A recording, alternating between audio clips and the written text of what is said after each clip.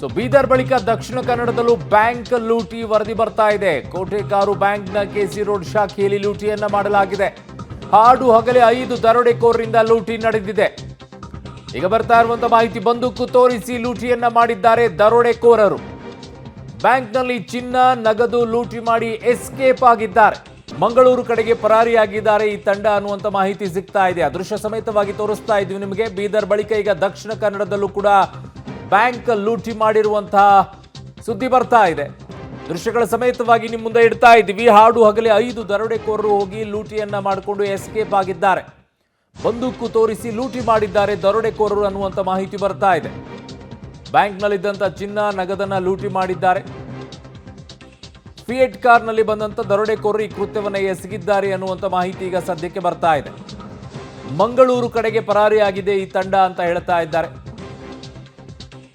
ಯಾವ ಒಂದು ಕೃತ್ಯವನ್ನು ಎಸಗ್ತಾ ಇದ್ದಾರೆ, ಯಾವ ತಂಡ ಈಗ ಆಕ್ಟಿವ್ ಆಗಿದೆ, ಇವೆಲ್ಲವನ್ನು ಕೂಡ ಪೊಲೀಸರು ತುಂಬಾ ಗಂಭೀರವಾಗಿ ಪರಿಗಣಿಸಬೇಕಾಗತ್ತೆ ಇಂಥ ಪ್ರಕರಣವನ್ನ. ಯಾಕೆ ಅಂತಂದ್ರೆ, ಒಂದು ಬೀದರ್ನಲ್ಲಿ ದರೋಡೆ, ಇನ್ನೊಂದು ಕಡೆಗೆ ಮಂಗಳೂರಿನಲ್ಲೂ ಕೂಡ ಅದೇ ರೀತಿಯಲ್ಲಿ ದರೋಡೆ ಆಗಿದೆ. ಬ್ಯಾಂಕ್ನ ಒಳಗಡೆಗೆ ಅಲ್ಲಿ ATM ವಾಹನವನ್ನ ಲೂಟಿಯನ್ನ ಮಾಡಿದ್ರು. ATMಗೆ ತುಂಬಿಸಬೇಕಾದಂತಹ ಹಣ ಏನಿತ್ತು ಅದನ್ನ ಇಟ್ಕೊಂಡಿದ್ದಂಥದ್ದನ್ನ ಬೀದರ್ನಲ್ಲಿ ಲೂಟಿ ಮಾಡಿದ್ರು. ಕೊಲೆನೂ ಆಗೋಯ್ತಲ್ಲಿ. ಈಗ ಮಂಗಳೂರಿನಲ್ಲಿ ಬಂದೂಕನ್ನ ತೋರಿಸಿ ದುಡ್ಡನ್ನ ಚಿನ್ನವನ್ನ ತಗೊಂಡು ಎಸ್ಕೇಪ್ ಆಗಿದ್ದಾರೆ ಅನ್ನುವಂಥದ್ದು ದೃಶ್ಯವನ್ನ ನೋಡ್ತಾ ಇದ್ದೀರಾ. ಈಗ ಇದು ಬ್ಯಾಂಕ್ನ ದೃಶ್ಯಾವಳಿಗಳನ್ನು ನಿಮಗೆ. ಸೊ ಈಗ ಅಲ್ಲಿ ಮಂಗಳೂರಿನಲ್ಲಿ ಆಗಿರುವಂಥದ್ದನ್ನ ಹೇಳ್ತಾ ಇದ್ದಾರೆ ಬ್ಯಾಂಕ್ನ ಸಿಬ್ಬಂದಿಗಳು ಏನಾಗಿದೆ ಅಂತ ಹೇಳಿ. ಕೋಟೆಕಾರು ಬ್ಯಾಂಕ್ನ ಕೆಸಿ ರೋಡ್ ಶಾಖೆಯಲ್ಲಿ ಲೂಟಿ ಆಗಿದೆ ಅನ್ನುವಂಥದ್ದು. ಬಂದೂಕನ್ನ ತೋರಿಸಿ ಈ ರೀತಿಯಾಗಿ ಕೃತ್ಯವನ್ನ ಎಸಗಿದ್ದಾರೆ. ಒಟ್ಟು 5 ಜನ ಬಂದಿದ್ರು ಅನ್ನುವಂಥದ್ದನ್ನ.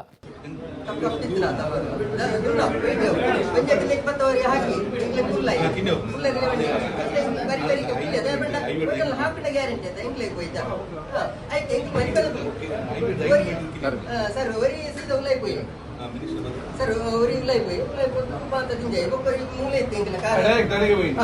ఎంకల కైతలే ఉంటుంది ఎవరి ఒక రెండు ముద్దలు నొప్పి దగ్గర ఉంటుంది ఇంకేని కానీ ఇంకా పదండి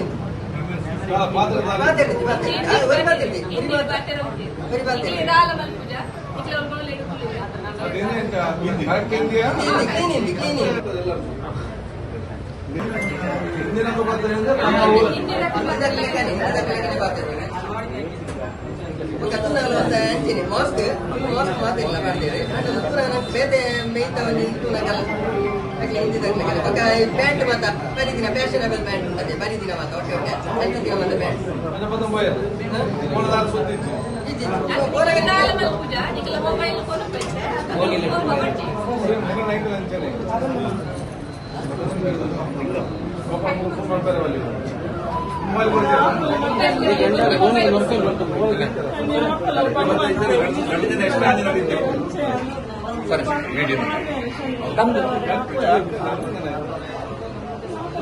ನನ್ನ ಸಹೋದ್ಯೋಗಿ ಈಗ ದೀಪಕ್ ಜೈನ್ ನನ್ನ ಸಂಪರ್ಕಕ್ಕೆ ಸಿಗ್ತಾ ಇದ್ದಾರೆ. ದೀಪಕ್, ಈಗ ಇಟ್ಸ್ ಅ ಕ್ರೈಮ್ ಸೀನು. ಅಲ್ಲಿ ಯಾಕೆ ಸ್ಪೀಕರ್ ಅವರು ಅಲ್ಲಿಗೆ ಹೋದ್ರು ಅಂತ ನನಗೆ ಅರ್ಥ ಆಗ್ತಿಲ್ಲ.